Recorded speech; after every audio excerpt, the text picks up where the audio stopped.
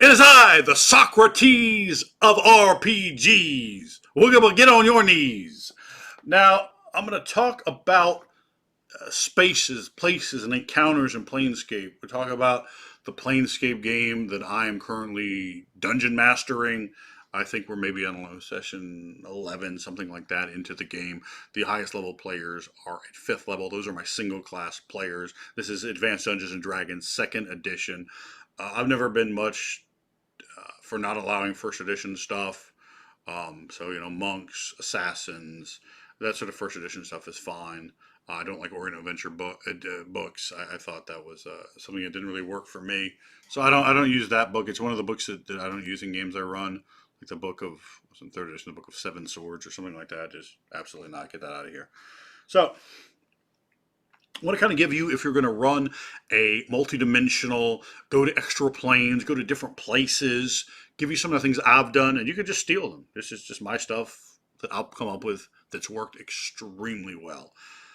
So it has been tested in the field at a very high level table, very deep, immersive table with very good role players. And I think that you're going to go away if you take some of these scenes and sort of meld them, transmogrify them, utilize them, crib them, rip the serial numbers off, and take them and use them for yourself. It may really help to juice up a night or an entire 1,000-year-long campaign for you. So I'm just kind of sharing on those who would just like to hear some stories from the roads of the Duthy Road, baby, if you will. We talking about Dungeons and Dragons stories, Planescape edition, if you understand. So, as you can see the shelf behind me, which is, I don't know, about half of my books. A lot of Planescape stuff, and there's other Planescape. In fact, quite a few of the books aren't easily accessible. We have quite a few other Planescape stuff. Some of them I got off drivethrurpg.com. You can see we got this. I think this one's my son's book. It's like a fucking phone book. This thing is so big. It printed out really well. It's nice. The maps are inside are fucking horrible. It's you hate to see it. And they print weird things inside here, like that you don't want. Like, oh boy, the front of the Game Master screen.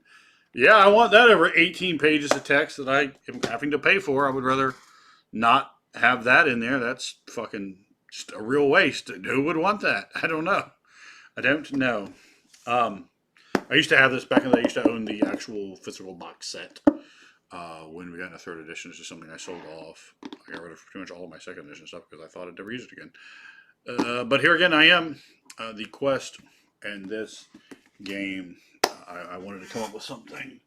Let me see here. Something very interesting, right? And the last game that I ran, I was highly inspired by a particular piece of art for the last D&D game. I know we have some videos where I talked about that. And I was inspired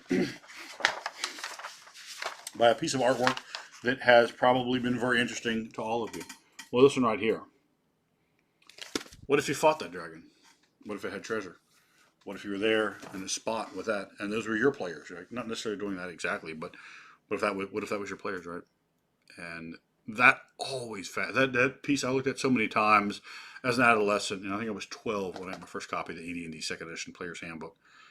And boy, did that book really wow! What a fantastic deal. Maybe I should get this microphone closer to me. Probably don't need it. You can probably hear me at your house right now as loud as I am. But I mean, I got this thing over here. So in this game, I was inspired by this piece of artwork. So we have multiple sessions at the Prime Material. We're in Flan. In the Moon Seas, one of the Council of Ten, the Margrave, you understand. And the Margrave is played by none other than Meatloaf. And boy, I tell you, I can do one hell of a Meatloaf impersonation.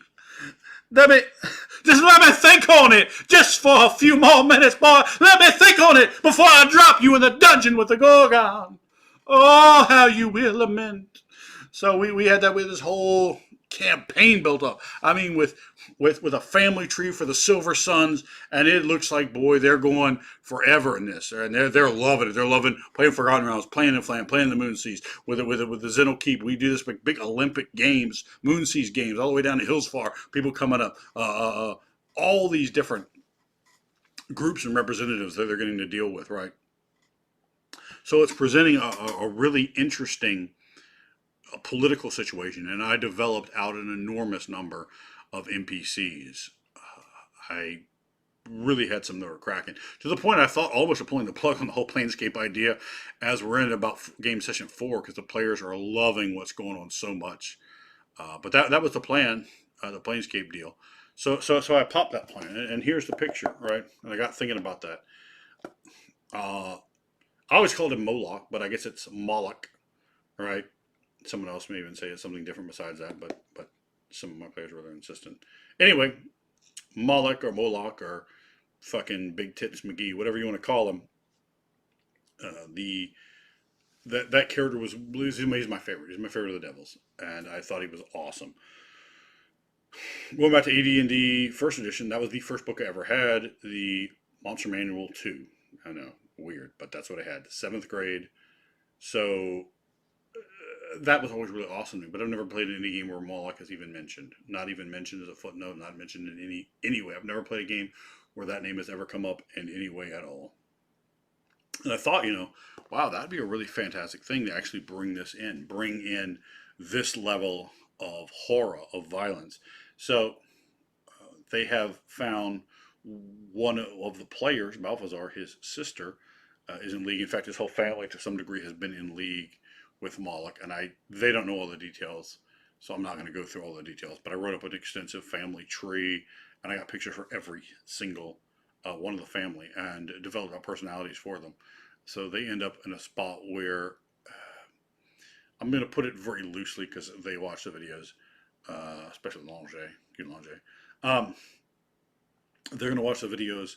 I don't want to reveal anything that they don't know, but they come across this place in a secret passage, and it's demonized, right? It looks like living flesh, like an intestine system, like just this horror. And there's these lemures coming up, and they're fucking almost like a monstrous pudding. And they're like keeping the players kind of away from this like sacrificial area. And there's 2 characters, and I'm running a timer, right? Because both these characters could be saved, but one is slightly more likely than the other. They managed to save one, the other R.I.P. Lark. These are the other 2 sisters. The player character has 3 sisters. One older, one that's his twin, and one that's younger, right? And there's a bird theme. Raven, who is a central antagonist in the game. Robin, who's his twin sister, and the now wife of one of the other player characters. So that's a whole scene. We do a whole waiting thing, and she comes in. Those 2 characters are associated, are together, right from the beginning. So I have these story elements set up. How the players can respond to this, how they're going to react. That produced a lot of interesting drama and joy in the game. Interesting situation to be able to run a whole scene for a wedding, that sort of thing. But that's Flan. That's Flan business. And we're here to talk about Planescape. So they get there, these 2 sacrificial altars, and they are under this. They're under this. They see this. I have a picture of this. Not any of these jabronis. No. These are my player characters who are infinitely more interesting and useful than these. So, of course, our thief goes up there, and he does literally that. He ends up getting one of these eyes out, and I say, man, this eye is like the freaking size. I think I made the eyes a little bit bigger than these, almost the size of like a backpack, right? So eventually he sold it. He did not have a praise, so he got hooked on the price. He ended up selling it to someone who was a bad buyer for him, but he ended up getting, I'm going to say 3,000 gold, much of which got stolen afterwards. That became a whole interesting situation of itself. It created lots of dramas. It created lots of problems. It created almost like winning the lottery, right? You've won the lottery now in this chaotic, evil place where you've cashed in this huge chip, and now you're having big problems. And it it carried off some really good scenes with the player himself that did get fucked. Quite liked quite a few of the things that happened. Were provided quite interesting twist where he thought things were going one way and they went a completely different way, and that's really really great when you can have a player that you played with, for 30 years, and they're like, oh fuck, I thought it was going this way, but he went this way, and it's like, well, it's all depends on what you do, right? So I love that, and I love that idea, and I encourage that to anyone else. Look at these pictures, these classic, iconic pictures. Maybe one of them grips you, man, and maybe it always has, and you just never implemented it. And the implementation of this artwork in there, it really got me going. So they have these followers of Moloch. They have potentially they have had Moloch's interference in this, right? Potentially in a scene. So where's that going to lead them? Where's that going to leave them? So it creates some really interesting stuff. And in Planescape, I get everything. I have all the toys in my box, all of them, which is fantastic. So let's kind of think about talking about some of the things that we did. So right off the bat, there is this portal. Raven gets through the portal. They fight the Lemirs. They fight. I don't want to look it up. They fought. Wasn't a bearded devil, a barb devil. Well, the little ones that look like gargoyles that are like less. They're slightly smaller than a person, but I made it about person size, and I'd had that walking around with her as a person because she had summoned up this devil that had been bodyguarding for her after some other events that had occurred. And they could have found that and maybe even fought or defeated earlier, right? When I run a game, I just put the pieces there and I start moving and I start allowing the catalyst, the explosions to happen. I build my NPCs, you build your PCs, as other NPCs start interacting with each other, and I'll interact NPCs with each other, both on and off screen, and I'll interact them with your characters. You can interact with them, right? They can come to you, or you can go to them, all depending on what they are, how they function. And then the story starts writing itself. If you have a detailed, interesting character, and I have detailed, interesting characters, things will start happening. But they end up fighting that character who'd already gotten some heat in its human form. And I love human forms for non-human things. I love them for dragons. I love them for demons. I love them for devils. I love them for doppelgangers. I love them for really anything we can get in there, because that is such a classic, wonderful trope that I think is often not used enough in fantasy. And I certainly think in games that can be wonderful. Fantastic thing. And you never know, right? I might have a character that seems like it knows everything. Well, that's right, because it's actually 8 characters, one doppelganger, and it acts to be 8 people, and you think it's all of these people, and you love it and you hate it because it's fucking with you. It's not to fuck with you; it's fucking with you to figure out something, to get something, to acquire information, whatever it's trying to do, right? And ultimately, it can become both a hero and a villain to you in the game because it's trying to pursue its own goals, right? So I try to write things in a fashion where they have their goals. If your goals coincide with theirs, great. If they don't, that can be great too, because that can cause tension, can cause drama, can cause conflict, can cause violence. And all of those things can be fantastic in Dungeons & Dragons game. I tend to run very light, um, very light combat. I don't like a lot of it, but I like it to beat any time, right? I could do 8 of them in a row. I will do 8 of them in a row just because you think I won't. And at that point, you're like, wow, we fought all night. And wow, it was great. And when I fight, it's very role playing intense. There's no I roll, miss, go. No. We're gonna get into it. I'm really gonna describe the smell, the feel, the violence, the horror, the beating of your heart, the blood, the cracking of your ribs, these sort of things. We're gonna describe that every single time. That's what we're doing on your turn and on my monster's turn. We're going to describe the violence of what's going on. Anyway, so they go through the portal. They arrive. I can't explain to you guys. Sorry, I can't know where they arrive, but they arrive somewhere. And in that, they're right for one combat. But this is where a session works. That was a great cliffhanger, right? So we leave them off. I love a cliffhanger when I can get one. I don't force one, but I like to have them. So we leave off there. We go to soliloquies, and the next session we pick up. They come through the portal. They don't know what's happened. They don't know if they're dead. They don't know if they've jumped into acid. And they didn't all go in at the same time, right? One of the characters stayed behind and dug out one of the ruby eyes, which I decided would be worth 10,000 gold pieces. Praise skill is very, very useful skill. You don't have it? I don't know, man. It looks like it might be worth a lot. Do you have any gem cutting? No. Do you have any mining skills? No. Do you have any skill at all that's going to give you any information about gems? It looks pretty. It's well cut. You can see that. It's red. You know, you have a feeling it might be worth something, but you're not sure what. You don't really have the skills to know that. I will not give you things you don't earn from your skills because otherwise you fuck skills, right? If you don't know how to, if you don't have fire building and you don't have a flint and steel, you can't build a fire. You don't know what the fuck you're doing. You don't have that skill, and don't say, "Well, I in real life do." Maybe in real life you have fire building, but your character doesn't. You decided if you did or not. You don't know how to swim. You probably drowned. If you want to jump in water in armor, you probably drowned, even leather armor. Go put a leather jacket on and try to swim around a pool without having taken one lesson. See what happens. Newsflash, you drowned. So I try to value what they're doing, and I think that's really important. But when we're talking about some of these scenes, they an imp comes up and it reads a scroll. They're being attacked by imps. They're fighting them. Raven on Raven wings. She is getting away from the players and putting a lot of distance between her and the players. They found out later that she has some protections against normal missiles. But at that point they didn't, and I thought they would find that information out there, but they couldn't quite get to her. I had an actual clock on this. I try to make sure what my players do means something, not just okay. Well, you spend 1,000 years here. Well, then you come here and it's still exactly the same. No, it's changing and it should change. They should not feel like the multiverse is just sitting there waiting for them. It isn't. It's moving along its own way. We're just looking at it from a camera from their standpoint. That's all. So their actions need to always have repercussions, good, bad, indifferent, but they should be valued and put together to some degree.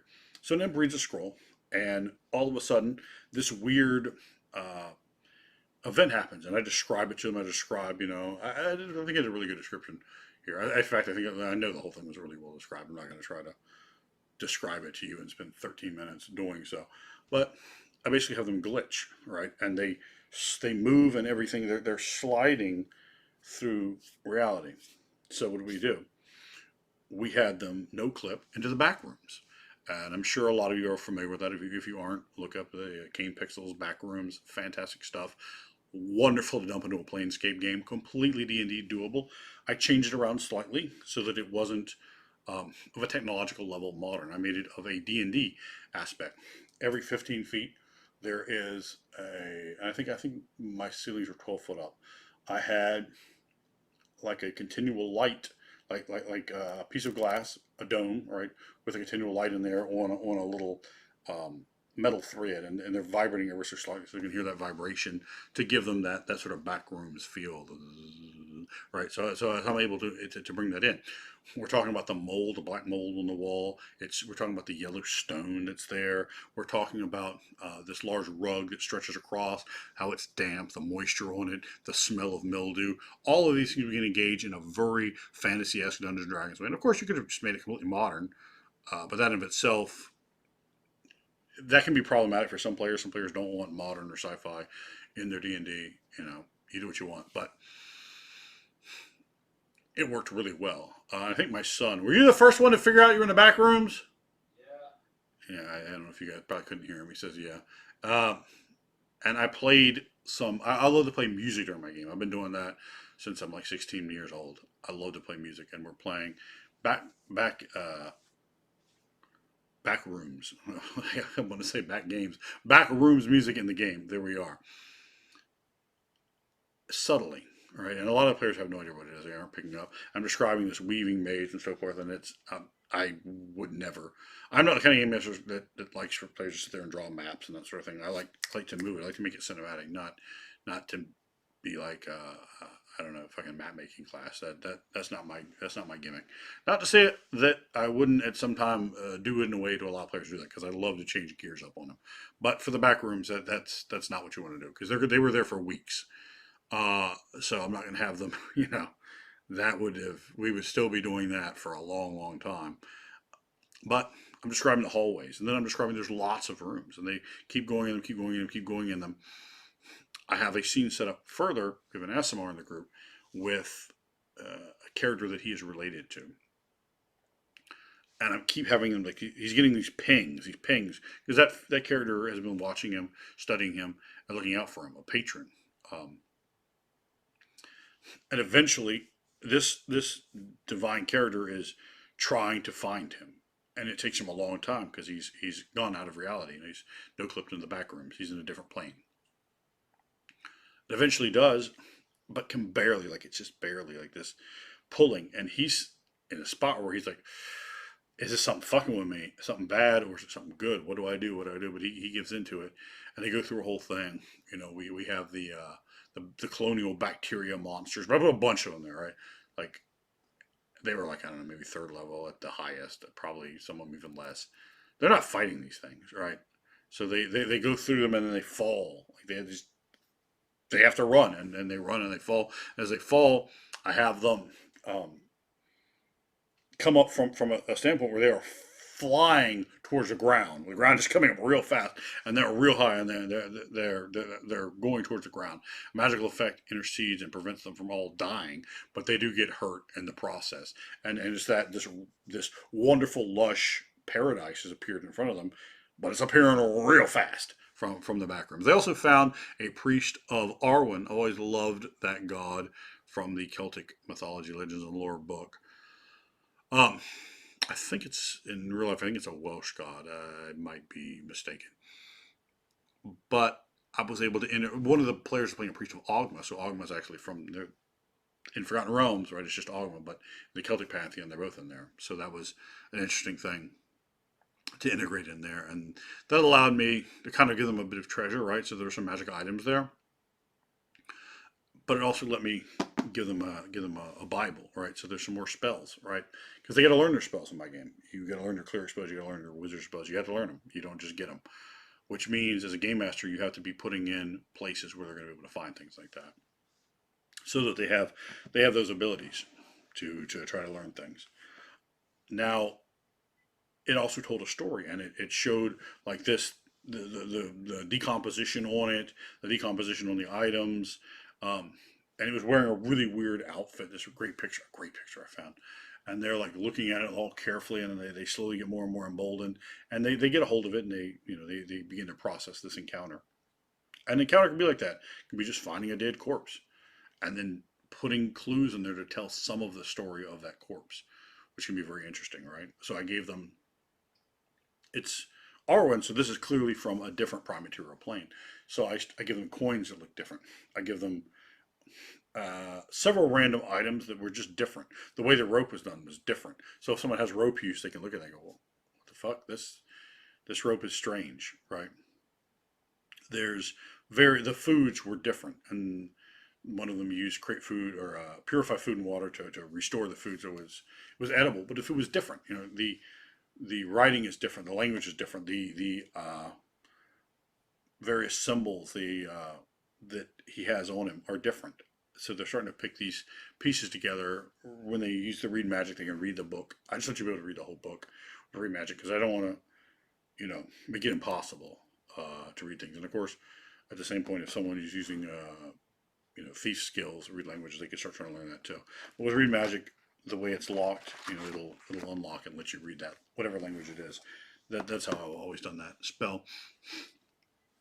So they learn these things. They go through they have horror. They're running from these colonial bacteria monsters, just like the original the Backrooms video on Camp Pesos is fantastic. You haven't seen that? Go watch it.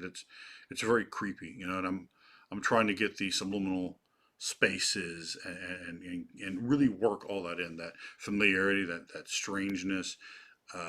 And that's an interesting combination, trying to make something familiar and strange at the same time. And I think it worked pretty well, the entire of the thing. So we get to place number two, and that is a Greek paradise. Um, so they find this place.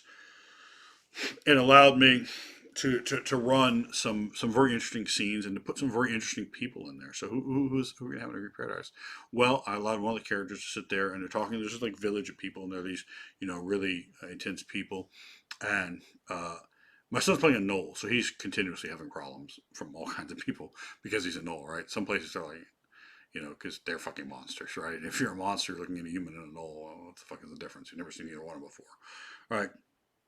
But he's had a lot of social issues. And when you're playing a monster, this should be part of the game. People shouldn't just forget you're a gnoll and treat you normally. His quest is to finally get in the house. And he finally got in the house in the beginning, like in the very, very end of the first game. He got in the house. And yeah, that was like a big thing for him. So we're in this scene. I'm trying to give you the whole thing, but it's really well described. I'm showing pictures of these lush green and this beautiful, like Mediterranean blue sea, boats, people, dressed up in this old Greek style. And I have Socrates there. So I let one of the players has a conversation with Socrates. He's just around this fire at night talking, right? And the other player, he's running his mouth, and I already have this. I have this guy planned out. You know who I have planned out, right? You know who I have planned out. He's talking about. This character has an 18 double odd strength. Okay, one of the characters in my group has an 18 double odd strength. He rolled an 1892, and the way I do plus, he's a wood elf, so we got a +1 bonus. The way I do a +1 bonus, if you have an 18, you get a +1 bonus. You don't go 18 to 19. You'd roll your percentile strength, and you would go the next category up. So he rolled 92, which was in the second to last category, so it bumped him up to double odd. If it rolled a double odd, for example, he'd have bumped up to a 19. Or if it rolled a 47, it'd have bumped up to a 51. That's the way I do strength. But he's very, very, very strong. He's showing how strong he is and showing off to the people. And all of a sudden, we introduce Hercules into the deal, and Hercules wrestles him. But of course, Hercules is going to be the Rock. So it's the Rock Hercules wrestling him. So hey, let me throw out all the Rock isms, and at the end, they got to smell what the Rock is kebabbing, and the Rock's getting his kebab on, or I smell what Hercules is kebabbing. And of course he did. Of course he did the job to Hercules, but he got some in. Let him get some in. He actually made some really good rolls. So he got to reverse some things and change some things around Hercules. But eventually it was a rock bottom. It was a 1, 2, 3. It was unconsciousness for him. So that was Frank's scene. Wooga got to talk to Socrates, do a deal there where they go to this fucking library. But David and Nick get to go and meet a blood relative of the SMR, right? David's character, who is the Heavenly One himself upon the high mountain, the Titan, who is Hyperion. And this really created a fantastic scene. I like to add in. I like to do silliness sometimes in the game in a way that's very serious. I present it very serious and let the silliness sort of speak for itself. I don't push it over and have it be nonsensical or foolish. I let the silliness be very serious. When you combine that, it can really get over very, very well. And this scene got over like $1 million fucking bucks. I'm going to describe it to you really quickly. Please bear in mind as you're trying to imagine this, that this was described really, really, really in detail. The whole place is like, it was for a giant, right? So they're meeting a Titan. They're meeting Hyperion, which is a great Titan. One of my personal favorites. So this place is built for someone of that size. So I'm describing, these enormous doors, these enormous chairs, these enormous tables. And when they come in, I do a pan from the ground up slowly. Like the camera starts here, and I like to do it like so. The camera comes in and we do a pan up, so they see these fucking platinum white boots. And everyone else, of course, has sandals, all Greek style, but they're not this guy. Fuck that bullshit. He's wearing some platinum white boots, and they're going up, and then they can see he's got this chainmail shirt on, this platinum white, and it's shining like the fucking glorious stars and sun and moon all at once. And it comes all the way up, but it's Hulk Hogan, brother. So we have Hulk Hogan. Who is, of course, they say Titans are 25 foot tall, but fuck that. Hyperion will be 24 foot tall and also 24 inches tall at the same time. It will be the largest arms in the universe. So I do the thing, and then he does a thing, and he literally rips the chainmail off. The coils are coming down, hitting the ground. And of course, this is very, very, very silly, but done in a very serious way. I just interjecting into the character. I gave him a bonus of strength after that, after finding out of Hyperion, of the lineage, of the bloodline itself. And the way it put up the players in the room, they're like literally going to the ground. The real players are going to the ground, like selling and putting this over. And of course, I didn't watch the video. I think I could do probably 24 different wrestler impersonations. So my Hogan's is pretty good. My voice is very dry, but probably.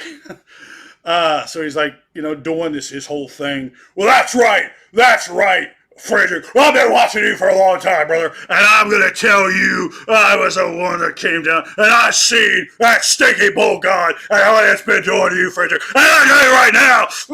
And he just starts posing in the middle of it, just getting his vascularity on, the throbbing face. Well, Hulk Hogan, he's incensed. We're getting over. We're playing the Hulk Hogan WWE fucking hurt my friends music, and really getting it over. And the players, they're fucking going nuts. They had a fantastic time. The two players in the scene just couldn't really put over how much they enjoyed it. And I was suddenly putting over because before we're having Hogan send him the things and he's doing a soliloquy, right? But it's Hulk Hogan, so he can just come into your soliloquy. He doesn't give a fuck. And he's talking about David's talking about snakes, and so I interrupted him in the deal. He's talking about the snakes, and he hears the voice, and I do it like muffled. So I'm doing like my Hogan voice, but muffled, so he can't pick up on it. Right? I don't want it to be spoiled.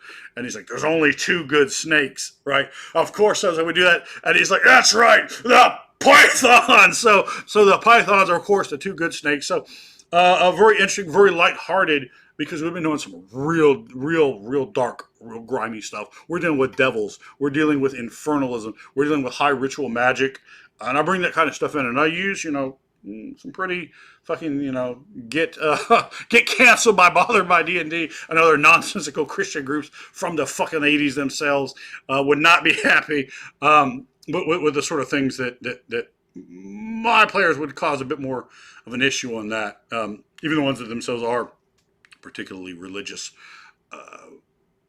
One of my players has a prop that looks significantly more occultish than, say, so if someone was to sit down and write an actual occult book out for their spell book, his looks pretty fucking legit. He's like a real life artist, and his shit looks. He got a lot of experience points for it. It is probably the single most badass prop I've ever seen anyone use.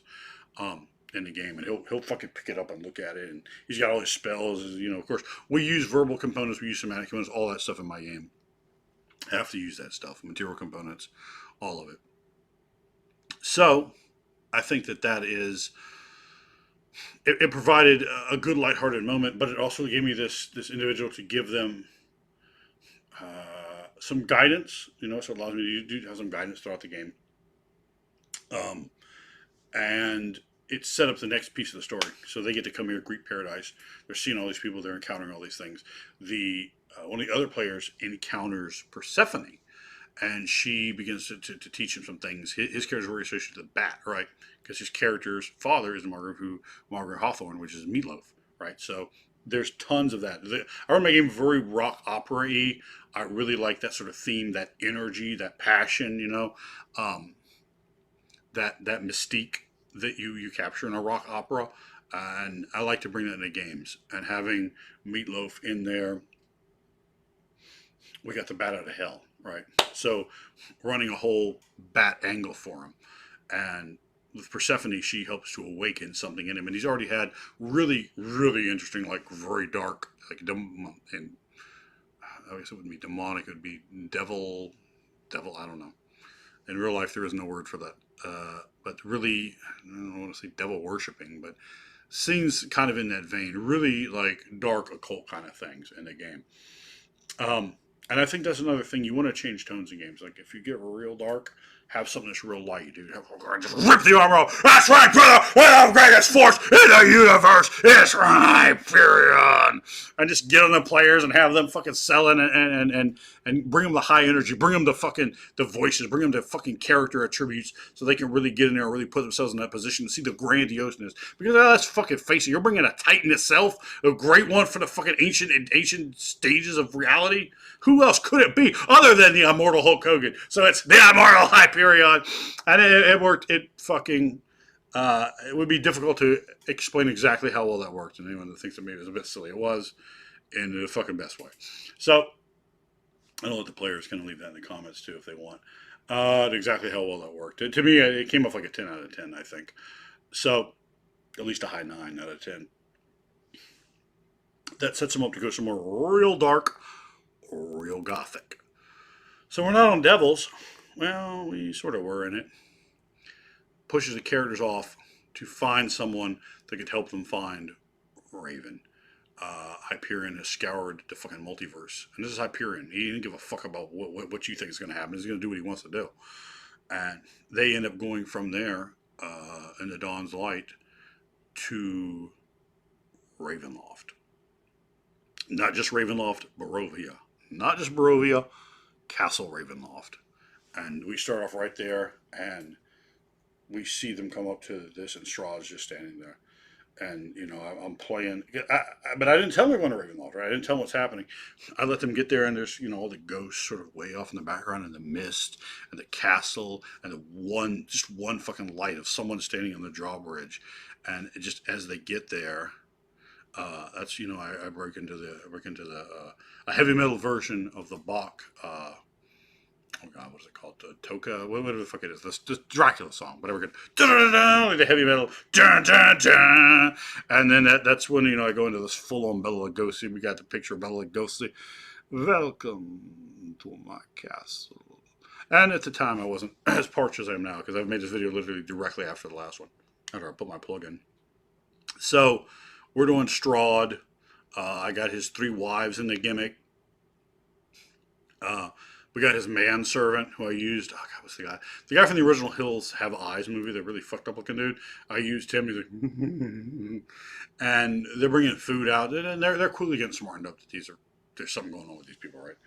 And the vampires, one of the wives, actually 2 of the wives, end up drinking from 2 of the elf players because they're elves. You're elves. You have wonderful blood. They weren't interested in the Hobbit or in the Knoll or in the humans. No.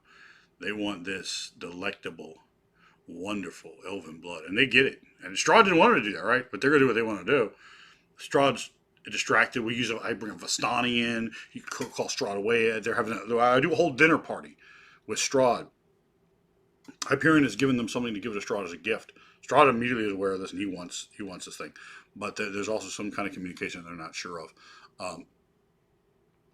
They go off to get something for Strahd. We use the symbol of Ravenkind that they basically give unto him, which is, not necessarily great for anyone else, but we have them go off into this graveyard. So they have to go through the woods. So again, my son, his favorite band is Powerwolf since he's 3 years old, 2 years old maybe.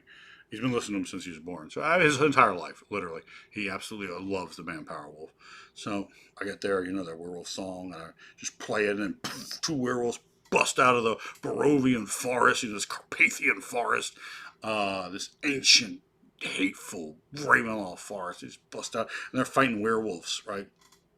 And they get to a graveyard, and they're fighting ghouls, and they use the Strahd wolves in there with the ghouls down in the crypt, and some of the players are actually grave robbing, and so Ravenloft starts saying, I'm like, we're all in, we're not in Ravenloft long, just a couple of game sessions there. The Ravenloft's whispering to them, they're setting up those power checks, which they're unaware of. Some of them are getting close if they hadn't gotten out of Ravenloft. From Ravenloft, we bring them in, and we have this Arcanoloth. All right, so this is a Strahd story. Strahd had Arcanoloth in the backstory, right? So I said, okay, let's just take these elements, right? And I'm not trying to really be too interested in the canon, just grabbing pieces from the canon and bringing them in, and allowing to have a completely non-combat confrontation, a completely non-combat encounter with Strahd and his wives. Although there was a wonderful scene where the players completely it was wonderful. One of them used detect magic and detect charm, and they found that the character had been charmed, and then the other character was like, well, yeah, but I just cast the whole person on here, which is charm, right? So it was beautiful. Like everything had been covered by the players, like bumbling. It was one of the best scenes I've ever seen done by the players in terms of it played exactly like it would on a movie, because we know, and even they kind of know that some of them aren't sure, but some of them know that these 2 brides of Strahd had gotten a hold of Wyvern's Watch. It was some spell that the druid had used. He's become a druid. He was a priest of Tyr at the time, and it's phenomenal. It was a phenomenal scene because they had covered up all the tracks to make it look like exactly how it should have, like this almost dream sequence, like Freddy Krueger-y kind of experience, almost like the Bat Out of Hell Meatloaf video where the women are in their beds, and one of them gets in the bed and the other one gets in the study. So they have these sort of vague memories, but they have this embrace, this incredible sensation. I'm playing like Kiss Eternal by Lords of Acid, um, getting them, and all the players are different places. And I'm bam with you, and I'm with you, and I'm with you, and I'm cut quickly. And the players are in the hallway, and they're fighting, and one of them is like Mr. Etiquette. He's also lawful evil, and he's well about riding Strahd's nuts. So I mean, he had fucking a verified license to ride that dick, and he did. He screams at one of the other players, and it's a great scene. And they end up like one of them uses Phantasmal Force to make an image of that player's mother, uh, and it like the players like literally like the actual players literally on the ground like actually crying. He's Nick's a fantastic role player, and then Steve's in there, and then Austin gets into on the illusion, and it comes up to a great thing where they're basically like this guy he was the man on Forgotten Realms. He was not even their leader, almost their owner, right? And now they're here, and the other players starting like, "Hey, man, motherfucker, we don't really work for you anymore." So it created this really interesting scene. A lot of drama, a lot of things. It was fucking phenomenal. But anyway, Straw comes down. I go in there to really describe a very like authentic occult scene. I know a lot about that type of thing, and to be integrated into games, I think is a fantastic thing. We had a summoning circle. We in this library, stone floors. Strahd has like someone brought in, like he's so you know other people's lives don't mean anything. Some of the players are like, no, we can't stand this, and others are like, whatever. Depending on their alignments. When the people are playing their alignments, we have a very big scale of alignment in the game. From lawful evil to lawful good to chaotic neutral, lawful neutral, true neutral.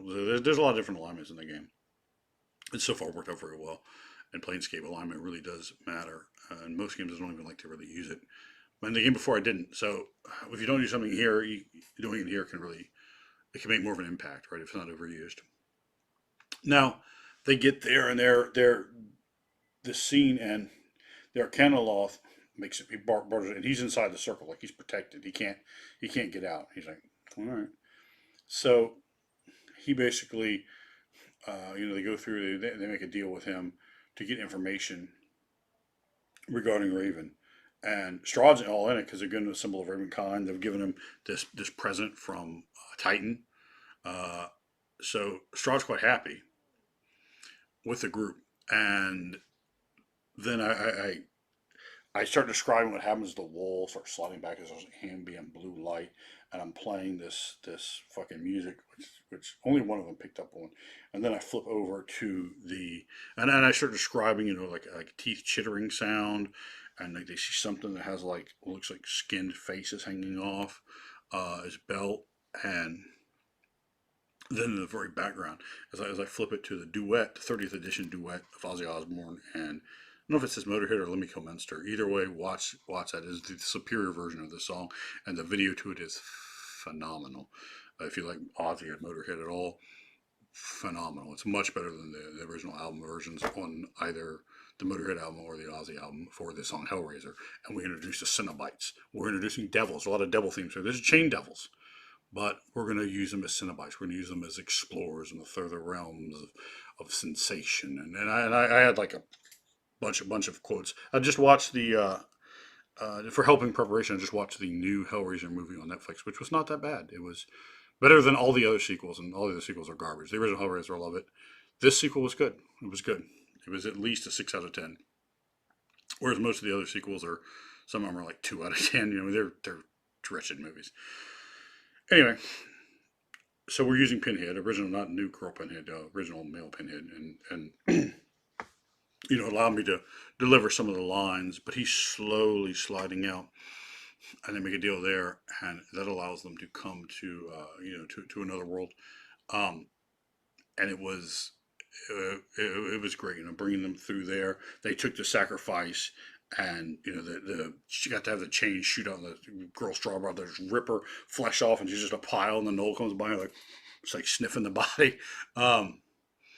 Did you eat the body? Did you eat any of that person that got ripped apart by the Cenobites? No, okay, so he didn't. But you did sniff it, didn't you? Yeah. Oh yeah, he took one of the bones out of it.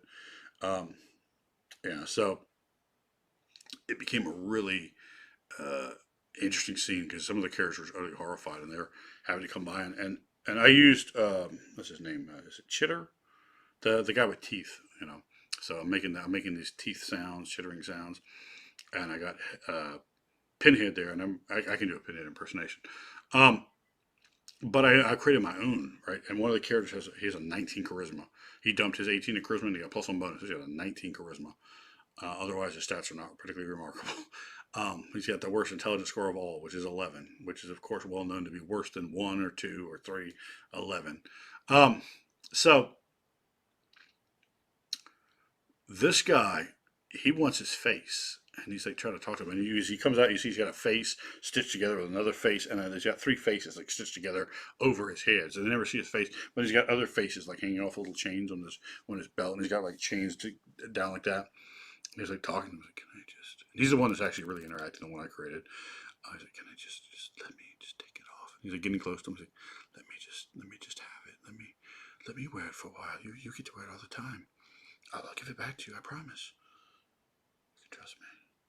And he's talking to him. He goes on and like it's really disquieting. Like this guy wants to take your face off, and he's not like not even a cruel way. Just in a bro, let me try that. Let me try that face on real quick. Why not? What's up with that? I'm crazier than fuck. You know how crazy I am? Just imagine how insane a Cenobite would be. Everything you can think of is just the very beginning of what they've done. So it prepared a really interesting thing, and it just allowed me to use them and to play that song and to put that over, and the players fucking loved it, and they get to have the interaction with them, which is meant to be a short, small interaction. But it doesn't mean that's the only one you'll have with the Cenobite contingent. So players really like that. I got a lot of compliments on that after the game.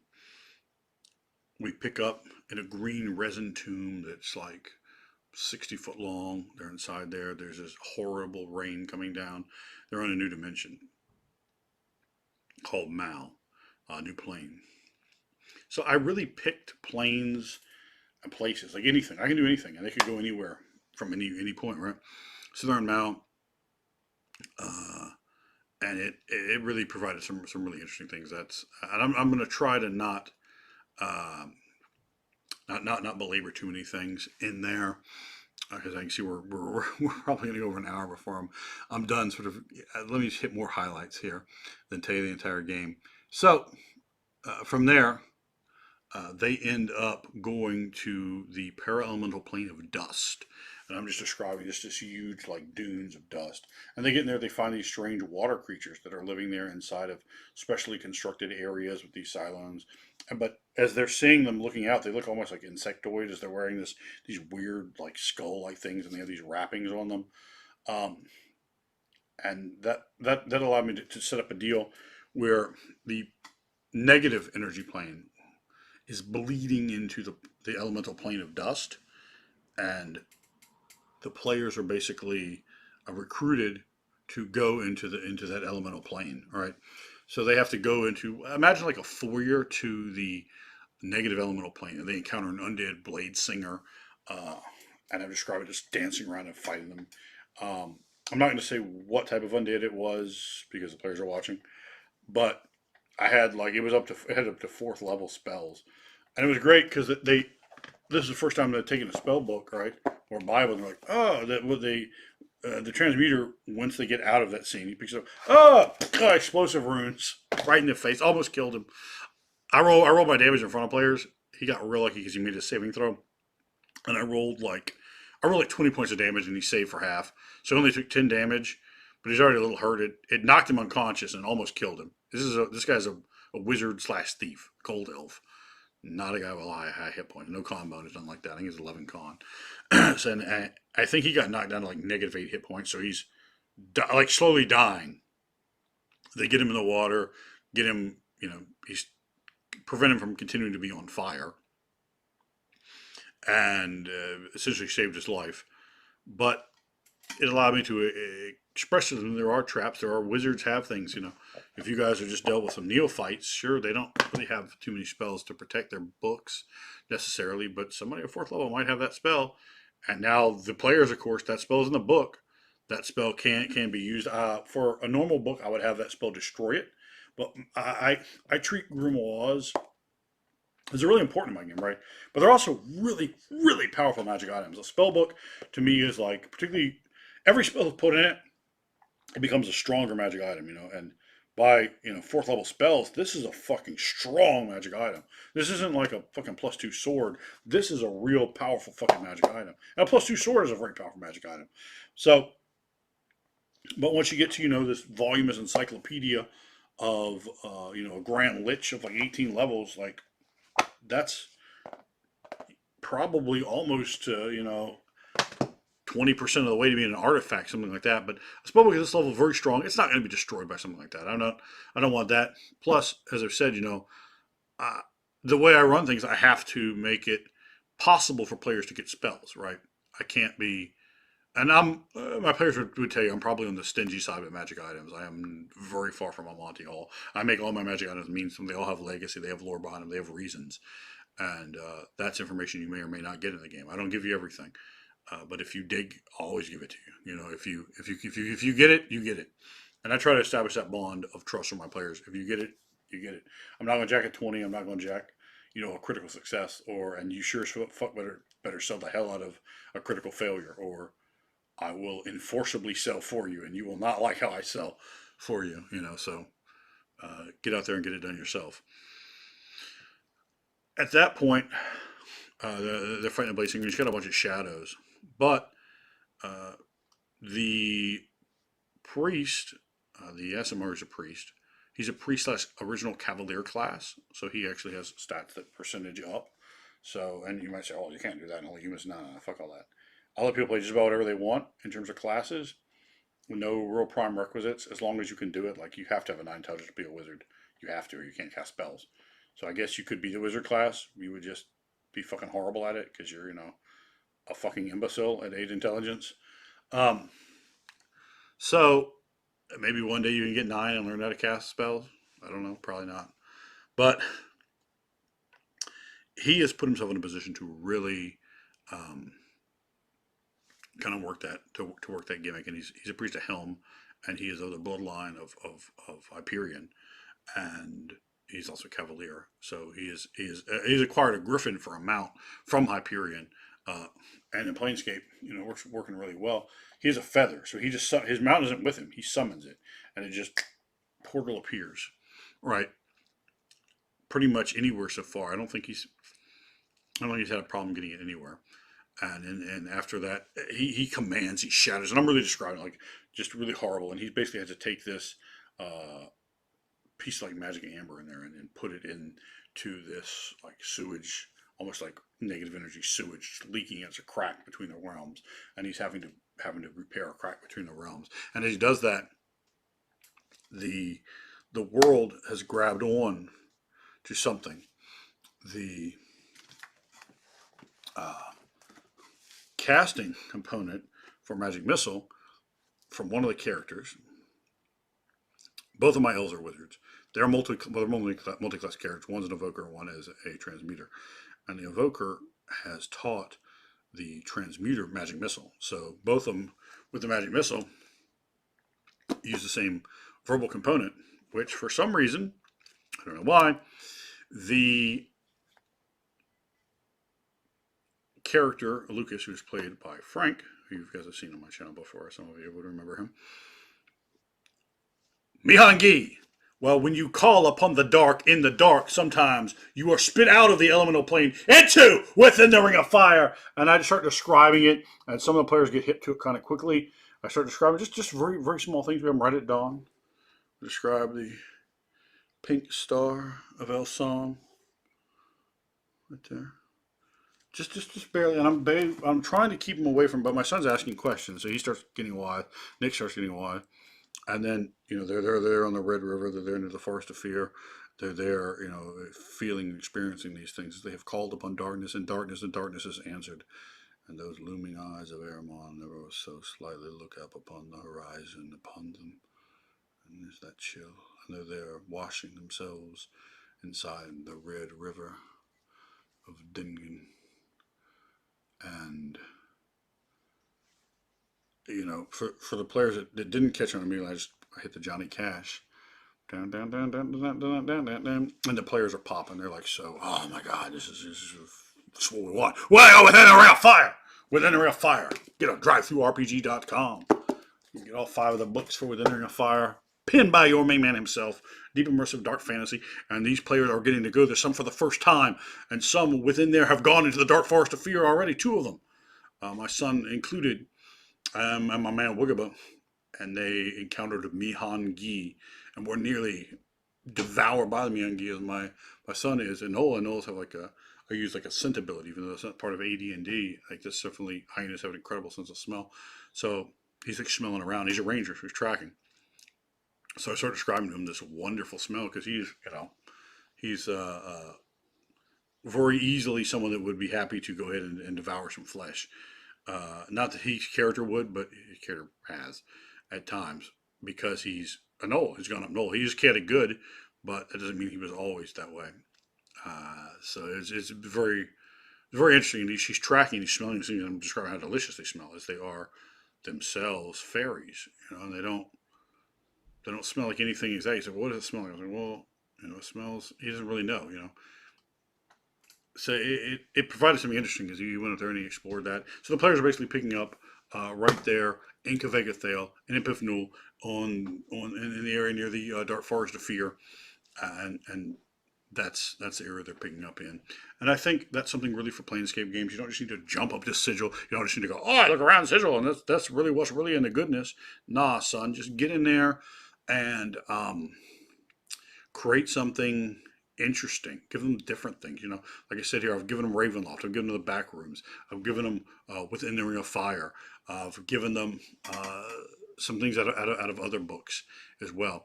And I think that is something that really is something you should keep in mind. You don't need to use the Planescape book. You're going for the multiverse. Use absolutely anything that your mind can deliver to you.